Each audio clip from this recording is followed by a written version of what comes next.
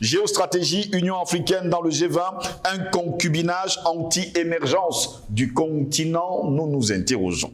Géostratégie, Union africaine dans le G20, un concubinage anti-émergence du continent. En tout cas, telle est notre grande interrogation.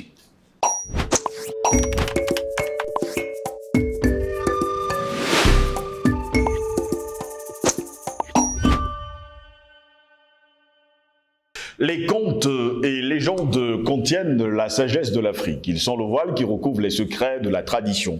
Tous les aspects moraux, physiques, séculiers peuvent y être évoqués. Le griot, le conteur est souvent dépositaire d'un message qu'il faut écouter et comprendre. Madame, Messieurs, bonjour. Très heureux de vous retrouver sur Panafricaniste TV, la chaîne de télévision des panafricanistes, des nationalistes, des patriotes et de tous ceux qui rêvent de voir une Afrique debout, libre et surtout souveraine. Bienvenue à toutes et à tous à cette autre édition de Parole au panafricanisme. Et comme à notre habitude, Joe Biden défend depuis le sommet de Washington l'idée d'une intégration de l'Union africaine au G20. Le groupe rassemblait 19 des économies les plus avancées ainsi que l'Union européenne afin de renforcer le rôle clé joué par le continent, a indiqué d'ailleurs la Maison-Blanche. Il faut dire que cette rencontre a servi de cadre à la nouvelle stratégie déployée par l'administration Biden et qui consiste dans un premier temps à se rapprocher du continent africain après des années Trump. Et comme ils le présagent eux-mêmes, a barré la voie à la Chine et à la Russie qui, selon eux, cultivent leur influence ces dernières années. Le premier sommet États-Unis-Afrique qui s'était tenu en 2014 était une initiative de l'ancien président américain Barack Hussein Obama. L'année dernière, presque tous les dirigeants des pays membres de l'Union africaine ont été conviés à l'expression de ce qu'ils sont à la tête d'une transition en Guinée, au Mali, au Burkina Faso et au Soudan. Ces pays, on le dit encore, sont suspendus de l'organisation panafricaine. Quant à l'Érythrée au Sahara occidental, Washington n'entretient pas encore de relations diplomatiques avec eux. Mais nous nous interrogeons encore ce matin. Qu'est-ce qui se cache derrière ce stratagème machiavélique ? Les dirigeants africains vont-ils accepter de se laisser phagocyter par l'Occident ou vont-ils faire le choix d'entrer dans les BRICS comme le demandent les populations africaines? Tous les Africains le savent, l'Occident n'a rien apporté de bon au continent noir. Mais pourquoi faire confiance à une entité qui ne vous veut que du mal? Car nous le savons tous, faire entrer l'Union africaine dans le G20, c'est être phagocyté par l'Occident. Voilà pourquoi nous nous interrogeons. Géostratégie, Union africaine dans le G20, un concubinage anti-émergence du continent. En tout cas, nous nous interrogeons. Pour répondre à nos questions, nous sommes avec Jonathan Batangene, enseignant de sociologie à l'université de Douala. Il est notre invité ce mardi matin. Jonathan Batangene, bonjour, bienvenue à vous. Bonjour mon frère Ngos, bonjour à tous les milliards de téléspectateurs qui nous regardent et qui suivent ce combat. Ils participent, contribuent à ce que nous repoussions les barrières de l'obscurantisme. Nous savons que leur courage, leur énergie, leur force, leur détermination sont le gage de réussite de ce combat. Nous savons que chacun d'eux est un morceau de la victoire que nous sommes en train d'engranger. Nos adversaires sont à l'agonie. Ils sont à l'agonie. Les spasmes qu'ils émettent, qu'ils lancent ces derniers jours, qui donnent l'impression qu'ils sont encore en train de vivre. On a vu Macron en tournée en Afrique. On a vu la grande contestation, surtout en RDC. On a vu des graffitis sur la barrière de l'ambassade de France à Kinshasa. Ceux des Africains qui ne connaissent pas ce que ça signifie. Avant, est-ce qu'un Africain pouvait même imaginer passer à côté de l'ambassade de France pour faire des graffitis? C'était des lieux de haute sécurité, aussi sécurisés que le palais. Mais ça se fait déjà. C'est la preuve qu'ils sont tombés. Nous faisons déjà des choses qui n'étaient même pas pensables. Ils sont tombés. Les Africains qui doutent encore devraient se réveiller. Ceux qui sont encore sceptiques devraient changer. Nous sommes en train d'engranger la plus grande victoire de l'humanité. Nous ne combattons pas seulement la France pour ce qu'elle est, c'est-à-dire en tant qu'un pays. nous combattons l'ordre oligarchique mondial qui menace l'humain. Et ce que nous voulons, c'est préserver l'humanité. C'est comme si Dieu avait institué l'Africain comme étant le garant de l'humanité. Et ce garant est en train de jouer son rôle. C'est ce combat que nous menons. Nous sommes en train de repousser ces frontières de l'obscurantisme. Et nous comptons sur chacun de vous, dessus son engagement, pour que la victoire devienne la réalité dans les jours à venir. Merci à vous, Jonathan Batengue, d'être avec nous ce mardi 7 mars de l'an de grâce 2023 pour une nouvelle édition de Parole le panafricanisme. Parlons de géostratégie de l'Union africaine. Qui veut à tout prix une place dans le G20? Et moi de vous poser la question, est-ce un concubinage anti-émergence du continent africain? C'est exactement une affaire qui ressemble à, puisque vous ne pouvez pas obtenir, vous ne pouvez plus obtenir les choses par le père, vous procédez par la mère. Donc, vous cherchez un des parents qui vous semble le plus facile à convaincre. C'est ce qui se passe. En fait, l'Occident constate qu'il y a un changement monumental, une révolution au sens occidental du mot copernicienne sur le plan politique.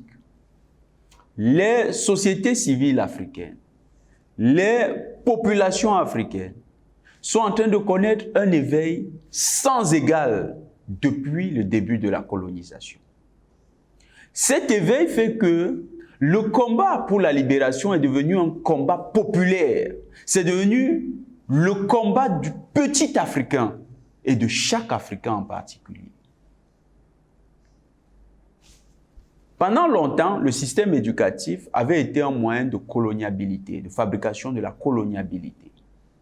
Ils se rendent compte qu'il y a eu une inversion du processus parce que les médias africains ont pris le contrôle, les médias panafricanistes ont pris le contrôle du système, du nouveau système d'éducation populaire. Alors, ils veulent miser sur ceux qui sont les fruits du système éducatif de coloniabilité. Ceux-là, c'est qui? C'est les élites. Et ces élites, quand vous regardez les processus de néocolonisation au départ de 1960, c'était effectivement par la cooptation d'un ensemble d'individus au sein de l'élite dirigeante de ces pays qu'ils avaient réussi à contrôler les pays. Ils se disent donc, ce mécanisme, si ça a marché en 1960, mais reproduisons-le en 2021. Parce qu'en 1960, ça avait même permis de mater les nationalistes qui étaient sur les territoires africains. Donc, reproduisons-le en 2023. Et donc, pour rééditer l'imposture et la forfaiture, ils décident d'aller sélectionner parmi les élites, donc ceux qui contrôlent, ils sont au contrôle d'une entité supranationale africaine, de l'entité qui contrôle en fait, qui a pour rôle de réguler les rapports entre les pays africains et d'améliorer ou bien d'encenser le vivre ensemble entre les pays africains. Ils se disent donc, nous allons, pour que ça n'ait pas le sens d'une cooptation impérialiste, nous allons le présenter comme un privilège aux Africains. Et nous allons non pas conférer une position à un pays africain parce que les risques de voir ces pays basculer dans l'ordre africain des choses est énorme. Nous allons le confier à ces élites que nous avons choisies qui n'ont aucune légitimité, qui le savent très bien et qui sont simplement nos fonctionnaires sur le territoire africain. Parce que c'est l'Union européenne qui finance l'Union africaine. Donc, ils vont donc chercher ces élites. Et c'est ces élites qu'ils veulent ériger en membres du G20. Pourquoi? Parce qu'au G20, on discute des ressources naturelles. Au G20, on discute des problèmes politiques et géopolitiques tout à fait stratégiques. Et dans ces discussions, on prend des résolutions qui s'appliquent à l'ensemble des parties prenantes. Et donc, avec une Union africaine qui est au G20, on a des interlocuteurs à qui on peut faire signer des conneries, je dis bien des conneries, qui seront opposables à l'ensemble des populations qui, elles, sont dans une logique d'émancipation. Donc, pour mieux recoloniser le continent allons coopter les élites qui sont à l'Union africaine. C'est ça le message qui a été passé. Ce n'est pas l'Union africaine qui entre au G20, c'est la cooptation d'une élite illégitime, d'une élite colonialisée et colonisée qui doit désormais rentrer dans les cercles, non pas de décision au sens où c'est ces preneurs de décision, mais dans le cercle où on peut les associer à la prise de décision. Qu'est-ce qui empêche aujourd'hui certains États africains, alors les États africains, à ne plus y envoyer des fonctionnaires qui sont déjà phagocytés par l'Occident? Les États africains actuellement considèrent l'Union africaine aussi comme une opportunité parce que c'est peut-être dans le système, on peut prendre dans le système politique national. Dans les systèmes politiques nationaux, il y a encore la logique de clientélisme. Et la logique de clientélisme veut que pour récompenser un ensemble de personnes qui ont rendu des services politiques, on leur confère des positions. Oui. Des positions de prestige, des positions qui leur permettent également de mieux vivre. Et donc, l'Union africaine, c'est un de ces points de récompense. Donc, parfois, vous avez des hauts fonctionnaires comme ça qui devaient aller à la retraite, mais qui ont servi pendant longtemps des régimes. Alors, quand le régime veut lui continuer à le récompenser, puisqu'il est à la retraite dans le système conventionnel, le système national, on l'envoie à l'Union africaine en tant que haut fonctionnaire. Et on déguise ça sous... il va apporter son expertise, tout ça, bon, des choses un peu. Mais c'est un système de récompense politique. C'est une politique essentiellement clientéliste. C'est le modèle occidental même de fonctionnement de la vie politique. C'est pourquoi notre combat, mon frère Boss, n'est plus simplement un combat qui vise à déstructurer les rapports inégalitaires entre nous et l'Occident. C'est aussi un combat qui vise la création d'une nouvelle vision pour l'ensemble de l'humanité. Donc cette Union africaine, c'est un espace de clientélisme en faveur des dirigeants parfois qui ne sont pas bien qui ne sont pas arrivés au pouvoir par des canaux tout à fait légitimes. Et c'est aussi un espace dans lequel on trouve certains chefs d'État qui veulent manifester leur influence sur le continent. Donc, ils vont dire, j'ai le président de la Commission de l'Union africaine, j'ai des questions de prestige aussi à l'intérieur. Donc, pourquoi ils ne le font pas? Parce que dans leur perspective de colonialité, on les a justement pris avec deux éléments, le prestige et l'argent. C'est un principe de corruption, l'Union africaine. Pour l'instant, dans la forme actuelle, c'est un principe, c'est une institution qui a été bâtie sur le modèle de la corruption morale. D'ailleurs, vous connaissez bien mon argument là-dessus. Oui. Il y a un principe de corruption morale avec ce qu'on appelle les hauts fonctionnaires. On leur donne des gros salaires, mirobolants, mais en fait pour justifier un ensemble de politiques qui ne sont pas en faveur des peuples. Et quels sont les peuples qui vont accepter justement que l'Union africaine s'ingère dans le G20? Le processus qui est amorcé amène irréversiblement les Africains à s'envisager dans d'autres institutions que ces affaires obsolètes qu'on appelle G20, G7, G machin. Ça ne veut plus rien dire pour nous. Ça doit nous amener à revoir nos schèmes même de pensée. Parce que le G20, c'est un espace dans lequel c'était un espace oligarchique. Et d'ailleurs, il y a un auteur états-unien qui a travaillé sur le principe de gouvernement de démocratie fractale. Et dans son approche fractale, il dit que la reproduction de l'institution au sommet devrait être... en fait, il dit que l'institution au sommet devrait pouvoir se reproduire dans sa forme à l'infini-décimal. Ça veut dire quoi, mon frère? Ça veut dire que si au sommet, vous avez une oligarchie, il faut que le principe de l'oligarchie puisse se reproduire même dans les plus petites institutions. Et c'est ce qui se passe. Puisque c'est une oligarchie qui contrôle les États-Unis agissent les États-Unis sont sous la coupe des oligarques, il faut qu'également le monde soit sous la coupe d'une oligarchie, le G20. Et c'est le principe oligarchique, c'est-à-dire 20 pays les plus riches selon ce qu'ils disent. Mais maintenant, ils disent... 20 pays les plus riches dans lesquels on veut compter l'Afrique tout entière? Ils veulent l'Afrique, pourquoi? Ils savent que... Comme un pays? Ils savent que l'Afrique... Mon frère Goss, il y a une vérité que l'occidental ne peut pas cacher, la vérité historique de l'Afrique. Quand il vient en Afrique, il trouve un continent qui a une diversité culturelle, mais a une certaine unicité. Il ne trouve pas des gens en train de se faire la guerre comme ils racontaient là. Ils disent que les gens, c'est eux qui ont divisé ces peuples, Marocains, Algériens, tout ça. Raconter des conneries aux Algériens, aux Marocains pour qu'ils se bagarrent, raconter des conneries aux Camerounais pour qu'ils se bagarrent, raconter. C'est eux qui ont créé ces divisions. Ils n'ont pas trouvé ce genre de choses. D'ailleurs, quand vous connaissez l'histoire de nos langues, de nos peuples, c'est une histoire qui montre que nos peuples se sont simplement décuplés. Ils ont décuplé leur potentiel culturel. Et l'Africain, c'est normal parce que l'Africain est d'abord très créatif. L'humain est créatif, mais l'Africain l'est particulièrement. Donc, ils savent que l'Afrique, c'est un État, un grand État. Ils savent comment l'Afrique a volé en éclats par leur démarche. Ils reproduisent simplement la réalité historique de l'Afrique. Ils savent que les Africains sont actuellement sur un projet de créer les États-Unis d'Afrique. Or, leur projet, c'est quoi? C'est faire la contrefaçon de ce que nous voulons faire.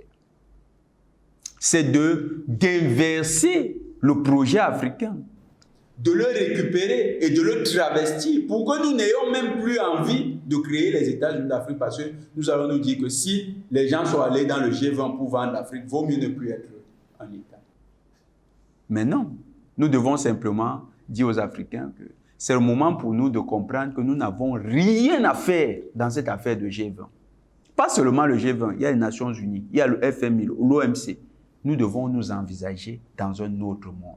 Le G20 n'est qu'un principe oligarchique de contrôle des ressources de la planète et qui se fait au profit d'une autre oligarchie, c'est l'oligarchie financière et d'affaires des États-Unis. Donc, si nous restons dans de telles perspectives, si nous voulons réfléchir dans de tels logiciels, nous risquons d'être happés par les logiques hégémoniques et impérialistes que ceux qui ont conçu ces institutions-là avaient déjà mis sur pied. Ceux qui sont justement du côté de l'Union africaine représentent les États africains. Est-ce qu'ils sont au courant que ceux qui sont à l'Union africaine veulent justement faire partie du G20? Quand vous prenez les fonctionnaires de l'Union africaine, c'est, mon frère Goss, la logique des fonctionnaires de l'Union africaine est différente de tout ce que nous faisons ici. Hein. Les fonctionnaires de l'Union africaine, c'est des Africains qui veulent avoir des meilleurs revenus. Ils acceptent leur boulot comme étant... c'est comme si vous vous levez le matin, vous allez produire la canne à sucre. Donc, ils considèrent qu'ils sont dans un boulot rémunéré. Ils ne prennent pas la mesure de ce qu'il y a des enjeux continentaux. Il y a des enjeux des peuples. Si l'Union africaine était un tant soit peu préoccupée par les enjeux des peuples, il y a un office qui s'occupe des médias, non, à l'Union africaine. Ils vous ont déjà approché, mon frère? Non, désolé. Voilà. Donc, des gens qui voient des dynamiques populaires engagés par des médias africains et qui visent à renforcer l'unité de l'Afrique. Ces gens ne viennent pas vous aborder, vous qui êtes les porteurs de ces idées-là, vous qui êtes les porteurs de ces projets. Vous attendez que ces gens se concentrent sur ce qu'est l'Afrique. Je prends mon domaine, par exemple, dans le domaine éducatif.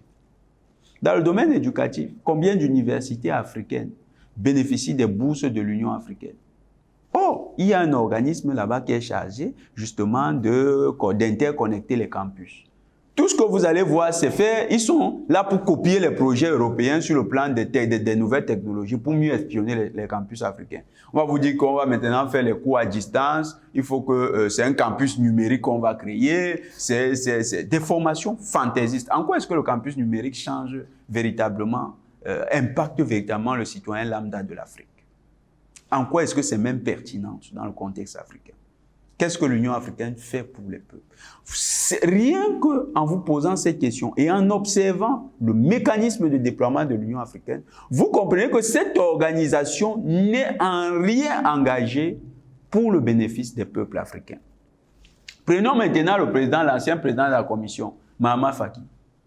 Oui. Est-ce qu'il travaillait pour l'Afrique? Un monsieur qui récitait comme des mantras tout ce qui lui était dit de l'Élysée. Quand le Quai d'Orsay lui disait il faut aller à gauche, il était à gauche. Quand il faut aller à droite, il va à droite. Madame Baerbock et Colonna qui sont venus lui apprendre qu'il faut qu'ils entrent au G20. C'est les deux dames qui ont porté le projet. Qui sont venus lui apprendre. Il les a reçus comme étant des princesses. Mais pourquoi il reçoit Madame Baerbock et Madame Colonna? Parce que ces gens ont essuyé des échecs au Burkina, essuyé des échecs au Mali. Ils ont été incapables de convaincre les chefs d'État africains d'avoir une position qui soit unanime à celle de l'Union européenne sur le dossier de la Russie. Et le seul qui a tenu un discours dissident vis-à-vis de tout ce que l'Afrique faisait, c'est ce monsieur Mahama Faki. Voilà les gens qui vont chercher. Donc vous avez des personnes comme ça là, qui n'ont pas de légitimité, qui n'ont même pas de personnalité propre, qui n'ont pas de véritable agenda pour l'Afrique, mais qui sont de vil larbins, des serviteurs invétérés, des esclaves sans état d'âme, qui suivent leur maître comme si c'était des dociles chameaux. C'est ça.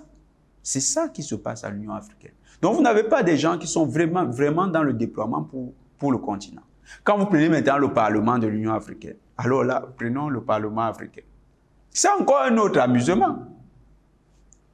Vous êtes au Cameroun, mon frère, vous connaissez combien de projets un député qui est au Parlement africain nous a ramené dans le sens de l'intégration régionale? Il n'y en a pas. Ce député, encore, c'est une récompense politique. C'est-à-dire, on lui dit, bon, comme toi, tu n'as pas pu être questeur à l'Assemblée nationale, comme tu n'as pas pu être secrétaire général, comme tu n'as pas pu être président de commission, mais tu es quand même important pour nous. Et nous voyons tout ce que tu as fait pour l'État, on va t'envoyer au Parlement africain. Là-bas, on va même se battre pour que tu sois vice-président. Je ne parle pas du Cameroun, mais peut-être que ça ressemble à ça. On va se battre pour que tu sois vice-président. Et donc, le gars, il arrive là-bas. Tout ce qu'il fait, il bénéficie de tous les éléments de corruption morale qui ont été mis à sa disposition.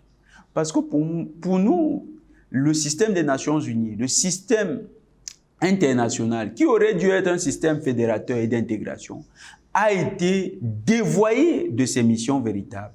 Et c'est devenu des soupapes d'étranglement conçus pour les besoins de l'oligarchie internationale. Et c'est des espaces de cooptation de personnes à qui on donne des salaires. Mais ces salaires, nous appelons toujours ça, des éléments de corruption morale. Pour que ces individus n'aient plus à cœur de défendre les peuples, mais soient plus redevables vis-à-vis des bailleurs de fonds. Et c'est ce qui se passe avec l'Union africaine. Donc cette institution ne peut pas se battre pour les Africains. Pourquoi ne pas dissoudre finalement cette institution et recommencer à zéro? C'est la plus belle solution qui soit proposée pour l'Union africaine. Il faut la dissoudre. Ce qu'est en train de faire le Mali, le Burkina et la Guinée-Conakry, il faut que ça marche. Il faut qu'ils réussissent à créer cet embryon. Parce que même nous-mêmes là qui sommes aujourd'hui de gros messieurs, nous sommes partis d'un œuf. C'était un spermatozoïde qui a un ovule qui ont fécondé. Et puis ça donne un petit œuf. Cet œuf a grandi. Aujourd'hui, c'est des grands messieurs qui parlent à la télé. Donc, prenons cet exemple. Et personne de nous n'est né grand. Ça a pris du temps. Ce n'est pas 10 ans, ce n'est pas 20 ans. 30 ans au moins, pour devenir. Et pour réfléchir jusqu'à notre niveau, je suis sûr qu'à 21 ans, quand même, on était encore dans d'autres considérations. Mais aujourd'hui, nous avons une autre. Donc, même ce qu'ils font là, il y a des gens qui sont très pressés, même parmi les panafricanistes. Quand ils entendent que le Burkina, le Mali et la Guinée vont s'unir, ils croient que dès demain, on aura Burkina, Mali, Guinée, on aura la monnaie africaine, on aura... Non, on n'est pas dans une foire, ce n'est pas une course de vitesse. C'est un processus. Nous avons fait 600 ans pour arriver au niveau de combat que nous menons aujourd'hui. 600 ans. Ça veut dire que cette union-là, pour que ça gagne l'ensemble du continent, ça peut nous prendre encore 50 ans. Donc les gens doivent être patients. Quand cet œuf va être mis sur pied, cet embryon va être mis sur pied, il faudra être patient.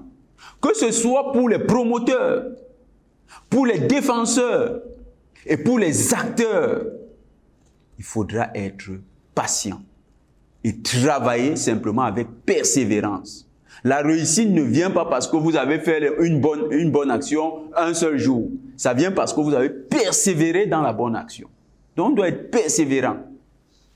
Mais, de l'autre côté, il faut travailler à détruire cette affaire d'Union africaine fantoche qui existe actuellement. Cette affaire ne reflète en rien le projet que le guide Muammar Kadhafi voulait que cette Union africaine porte.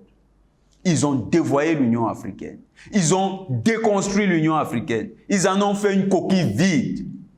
Aujourd'hui, cette organisation, c'est un machin comme les Nations Unies. C'est un machin au service de l'impérialisme occidental. Nous devons sortir de là, détruire cette affaire. Puisque c'est sur notre continent, nous devons détruire cette affaire. L'Éthiopie, qui en accueille le siège, c'est un pays digne d'accueillir encore le siège de la nouvelle institution. Parce que c'est sur la terre le seul peuple qui n'a pas connu de colonisation. C'est le seul peuple. Le seul qui est resté indépendant pendant des millénaires. Il a traversé des millénaires d'indépendance. C'est l'Éthiopie. Donc, là-bas, nous devons avoir un siège parce que nous avons une fondation assez solide du point de vue culturel, anthropologique, mais aussi historique. Donc, nous devons avoir cette assise-là en Éthiopie. Pas avec cette Union africaine. Il faut déconstruire ça. Il faudra aussi réformer peut-être nos universités pour que les universités deviennent des espaces d'acquisition des savoirs. Le savoir, c'est pas ce qu'on fait là aujourd'hui. Beaucoup de gens pensent que le savoir, c'est simplement venir réciter Marie Curie et machin. C'est pas ça. Le savoir, c'est avoir une capacité critique. Et il faut qu'on arrête de mentir aux gens en faisant croire que c'est parce que vous allez à l'école que vous savez travailler, gagner de l'argent. C'est faux. Il y a de parfaits incultes, de parfaits illettrés qui gagnent beaucoup plus d'argent que des personnes qui vont à l'école. Le savoir a une vocation, a un sens. Et les Africains avaient trouvé le sens du savoir. C'est ce sens-là qui doit être redonné à l'éducation. Nous devons sortir de ce folklore, de ce folklore qui a été servi par les oligarques d'Occident. L'Union africaine, dans sa refondation, dans le projet que nous voyons pour cette nouvelle organisation, ça doit être un espace où l'humain trouve véritablement sa place, où les peuples africains trouvent véritablement leur place, où les cultures africaines trouvent véritablement leur place et où nous sommes intégrés non seulement dans notre environnement immédiat, mais également dans notre environnement mondial. Quand on parle d'environnement, ne voyons pas seulement l'environnement matériel, voyons également l'environnement dans toutes ses dimensions. Merci à vous, Jonathan Batengane, d'avoir été des nôtres encore ce mardi. C'est moi qui vous remercie, mon frère Ngos, et surtout, beaucoup de courage à tous ceux qui se battent et qui nous suivent pendant qu'ils sont en train de se battre, tous ceux qui sont au boulot, qui prennent ces minutes précieuses pour nous regarder. Nous leur souhaitons beaucoup de réussite et nous savons que la victoire vient au bout de l'effort. Dans tous les cas, beaucoup de courage à toutes et à tous. Mesdames, messieurs, plaisir de vous retrouver très prochainement pour une nouvelle édition de Parole panafricaine. Nous allons vous souhaiter une agréable journée.